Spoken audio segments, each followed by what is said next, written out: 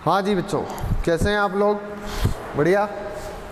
आज हम पढ़ेंगे, लास्ट क्लास में हम लोग वान डेर वाल्स और नियतांकों की बात कर चुके थे और हमारे पास दो वान डेर वाल्स नियतांक हैं, वान डेर वाल्स नियतांक ए और वान डेर वाल्स नियतांक बी।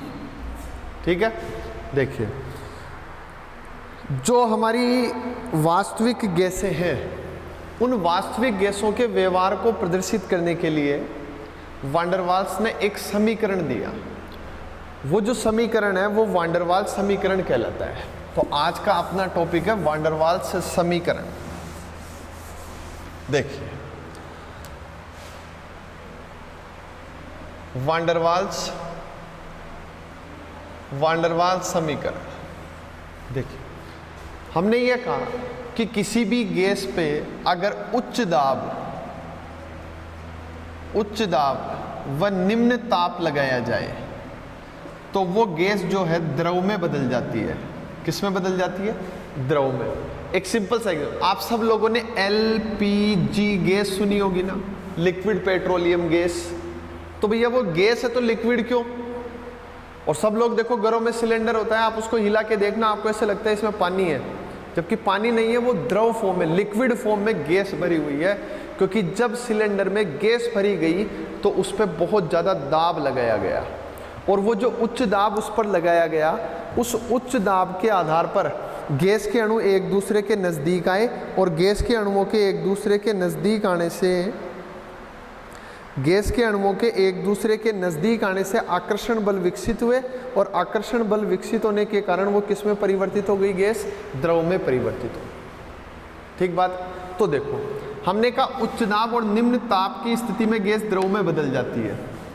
तो जैसे ही वान डेर वाल्स ने ये देखा कि ये कोई पात्र है, इसमें ये गैस के अणु है और हमने ये पढ़ रखा है कि गैस के अणु पात्र की दीवारों पर दाब डालते हैं। सही बात है। तो जो आदर्श गैस समीकरण थी PV बराबर nRT, इसके अनुसार कुल दाब P के बराबर होना चाहिए गैस के मिश्रण का। बट हमने ये देखा, या वान डेर वाल्स ने ये देखा कि ये जो गैस के अणु हैं, वास्तविक गैस के जो अणु हैं, इन अणुओं के बीच में आकर्षण बल पाया जाता है। मतलब जैसे ये कोई अणु है गैस का, तो ये इन अणुओं से क्या महसूस कर रहा है? आकर्षण बल अनुभव करता है। तो ये जब आकर्षण बल अनुभव करेगा और जब ये अणु गति करते हुए यहां जाएगा और इस पात्र की दीवार से टकराएगा, तो ये उतने दाब को उत्पन्न नहीं कर सकता जितना इसको वास्तविकता में करना था, क्योंकि इन अणुओं ने इसको, ये अणु इधर जा रहा है और बाकी बचे हुए अणु इसको इधर की तरफ खींचते हैं, आकर्षित करते हैं।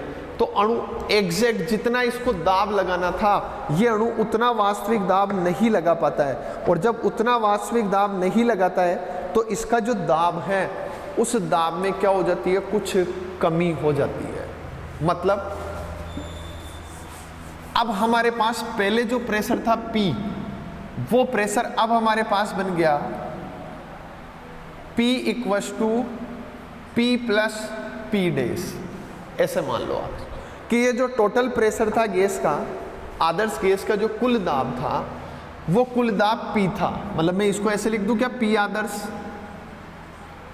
आदर्श गैस का कुल दाब P, वो वास्तविक गैस के दाब प्लस उस दाब में होने वाली कमी के आधार पर ज्ञात किया जा सकता है ना भाई। पहले तो गैस इतना दाब लग रहा था, लेकिन जैसे ही अणुओं ने आकर्षण बल लगाया तो दाब के मान में क्या हो गई? कुछ कमी आ गई।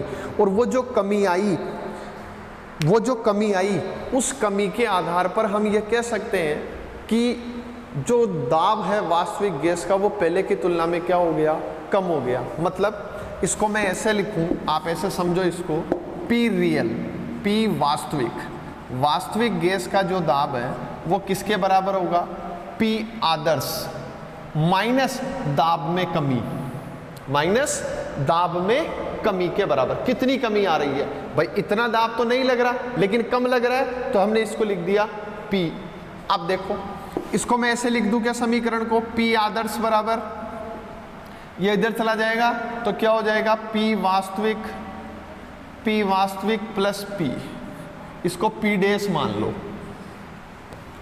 ये जो P डैश है इस पी डैश को बोलते हैं संशोधित पद। क्या बोलते हैं बेटा इसको? संशोधित पद। दाब में संशोधन, यहां ए पॉइंट लगा के लिख दूं, दाब में संशोधन। वान डर वाल्स ने गैस के दाब में क्या किया? संशोधन किया। क्या संशोधन किया? उन्होंने ये कहा कि आदर्श गैस का जो दाब है वो दाब वास्तविक गैस के दाब प्लस दाब में होने वाली कमी के बराबर होता है और उस कमी को संशोधित पद के रूप में लिखा जाता है। तो पी डैश क्या है? संशोधित दाब। अब ये जो संशोधित दाब है ये पी डैश, ये पी डैश जो है ये समानुपाती होता है कि आपका जो पात्र है उस पात्र में कुल कितने अणु उपस्थित है उन अणुओं की संख्या के। किसके समानुपाती होता है? उन अणुओं की संख्या। और बेसिकली संख्या छोड़ो, हम ये बोल सकते हैं कि एक पात्र में कितने अणु हैं, जितने ज्यादा होंगे हम कहेंगे घनत्व उतना ही ज्यादा होगा। तो अगर अणु ज्यादा इसका मतलब आकर्षण बल ज्यादा, मतलब संशोधित दाब उतना ही ज्यादा।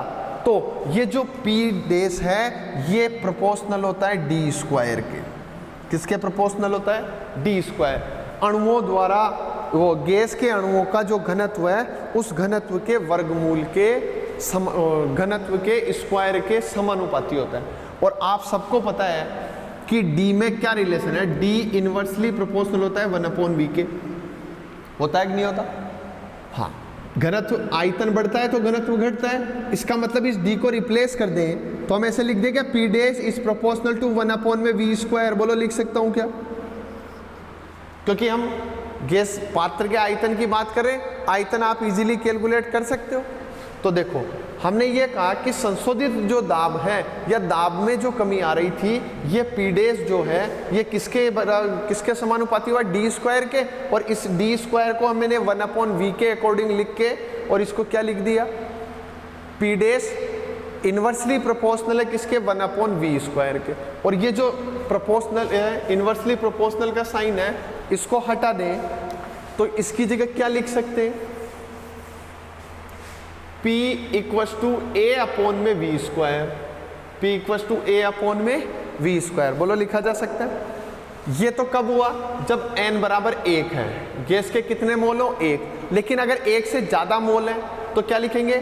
P = a(n²/v square. और इसको समीकरण 2 दे देते हैं क्योंकि PV = nRT को हमने समीकरण 1 मान लिया। तो ये समीकरण 1 है, ये समीकरण 2 हो गया। तो इसके आधार पर संशोधित पद निकाला गया। इस संशोधित पद का जो पी डैश है, इस पी डैश का मान हम यहाँ रख सकते हैं, इस वाली समीकरण में ले जाए। क्लियर है? यहाँ तक की बात सबको समझ में आ गई क्या? कर सकते हो?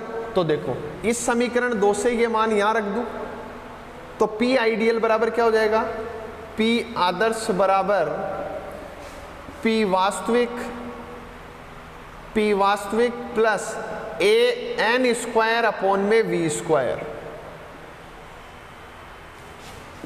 ये जो समीकरण आया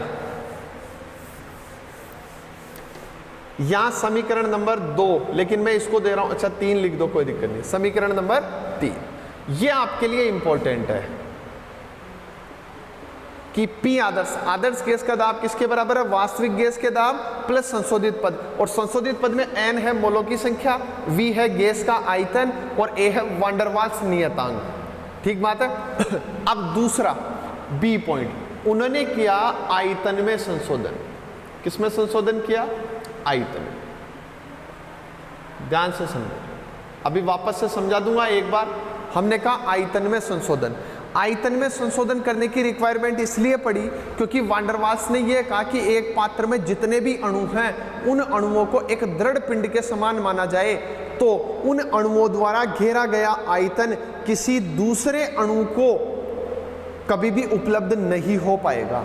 मतलब यह कोई पात्र है, इसमें ये एक कण उपस्थित है, इसने जितना आयतन घेरा होगा, ये दृढ़ पिंड है तो इसने जितना आयतन घेरा उतना आयतन तो माइनस हो गया ना। मतलब उस आयतन को मैं बोल सकता हूं वर्जित आयतन। मतलब उसमें कोई दूसरा अणु इतने आयतन में गति नहीं कर पाएगा। ऐसे समझो, मान लो इसमें कई सारे अणु हैं और इन अणुओं का जितना आयतन है, इन पर्टिकुलर एक एक अणु का आयतन कैलकुलेट करते जाएं और उसको टोटल माने, तो इन अणुओं ने मान लो इस पूरे पात्र का इतना भाग घेर लिया। कितना भाग? इतना भाग इन्होंने घेरा टोटल मिला के। तो क्या इतने एरिया में अणु गति कर सकते हैं क्या? नहीं कर पाएंगे। और जब अणु गति नहीं करेंगे तो ये जो टोटल V लिख रहे हो आप PV बराबर nRT में, इतना आयतन उन अणुओं को गति के लिए उपलब्ध नहीं हो पाएगा। और जब उनको गति के लिए उपलब्ध नहीं होगा तो इस वाले आयतन को बोलेंगे वर्जित आयतन। क्या बोलेंगे बेटा? वर्जित आयतन, रेस्ट्रिक्टेड वॉल्यूम, वर्जित आयतन बोलेंगे। और ये जो वर्जित आयतन है, इस वर्जित आयतन को ध्यान में रखते हुए उन्होंने वापस से एक संशोधित पद दिया और उन्होंने ये कहा कि जो वॉल्यूम है आइडियल गैस का, आदर्श गैस का आयतन ये बराबर होगा V वास्तविक गैस का आयतन। और वास्तविक गैस के आयतन में से हम किसको माइनस कर दें? वो जो रेस्ट्रिक्टेड आयतन है आपका, n अणुओं द्वारा घेरा गया जो आयतन है, इसको ऐसे लिख देता हूं, V वास्तविक माइनस n अणुओं द्वारा घेरा गया आयतन, ऐसे लिख दिया मैंने थ्योरेटिकली। एक बार आप समझने की कोशिश करें। आदर्श गैस का जो आयतन है वो किसके बराबर होगा? वास्तविक गैस के आयतन। और इस आयतन में से इस वर्जित आयतन को हटा दें तो बचा हुआ भाग ही तो गैस को गति के लिए, मूवमेंट के लिए या गति करने के लिए उपलब्ध हो पाएगा। इसलिए हमने इसको वर्जित आयतन बोल दिया। या इसको हम फॉर्मूले के रूप में लिखें तो इसको ऐसे लिख दूं, क्या रहे? V आइडियल,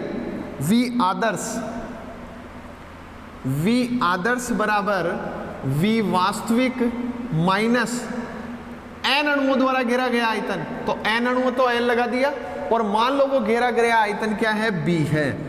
तो यहां मैंने लिख दिया V आदर्श बराबर V वास्तविक माइनस NB। और B बेटा वर्जित आयतन है। B क्या है? B वर्जित आयतन है, मतलब जिस आयतन में अणु गति नहीं करेंगे वो वर्जित। अच्छा, इसको कैलकुलेट करना है तो 4 गुणा 4/3 पाई आर क्यूब से निकाला जाएगा। वर्जित आयतन आपको कोई बोल दे कैलकुलेट करो तो कैसे निकालना है? B बराबर 4 × 4/3 पाई आर क्यूब से। एक गोले का आयतन 4/3 पाई आर क्यूब है, इसलिए हमने एक कण का आयतन इतना मान लिया।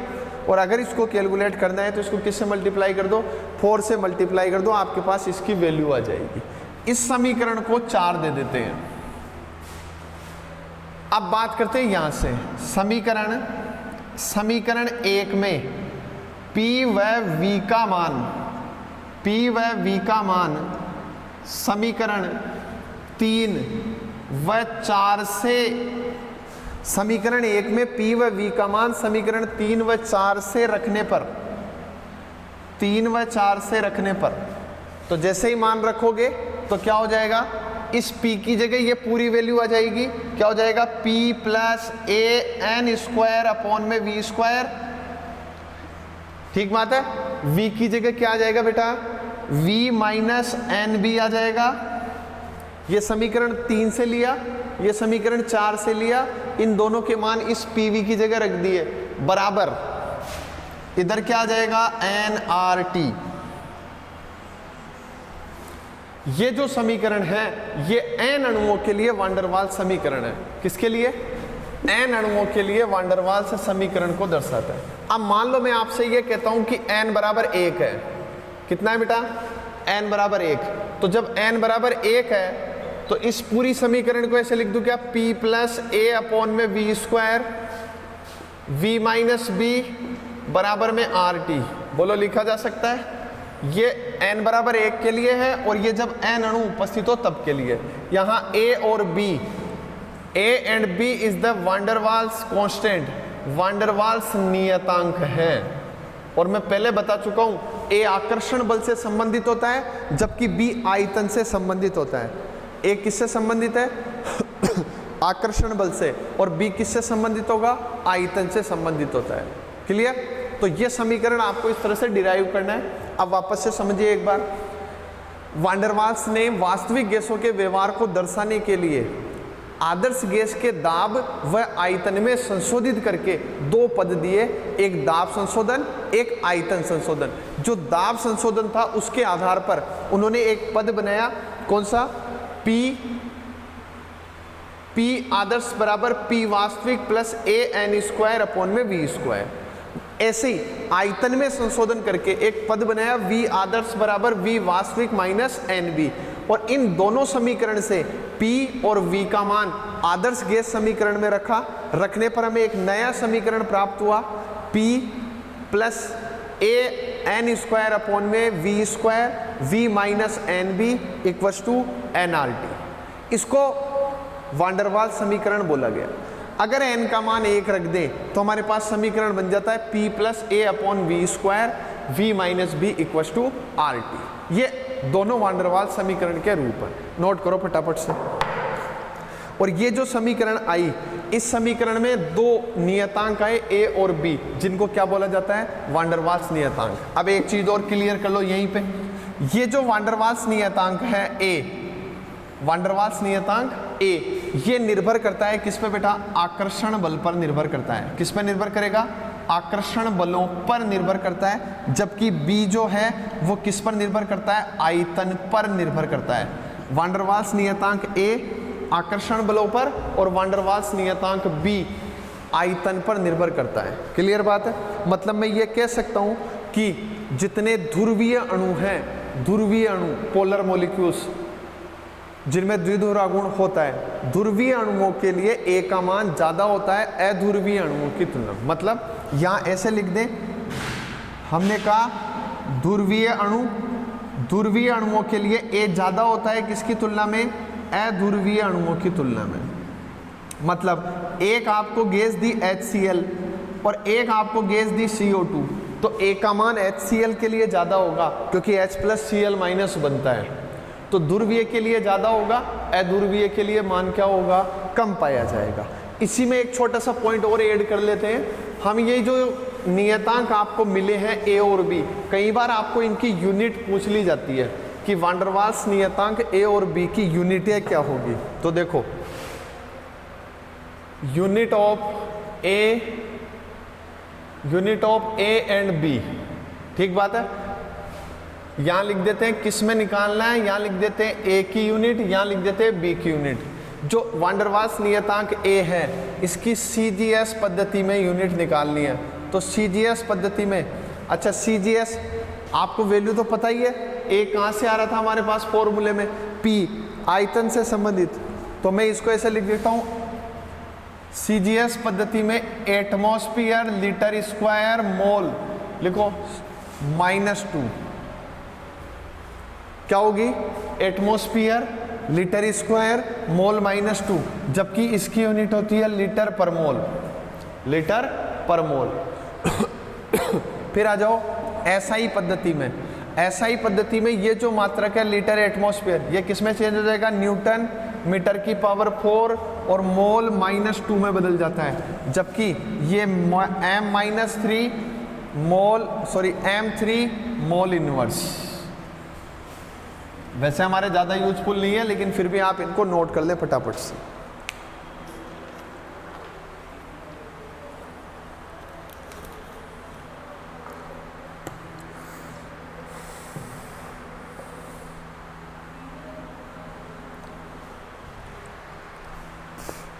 हाँ,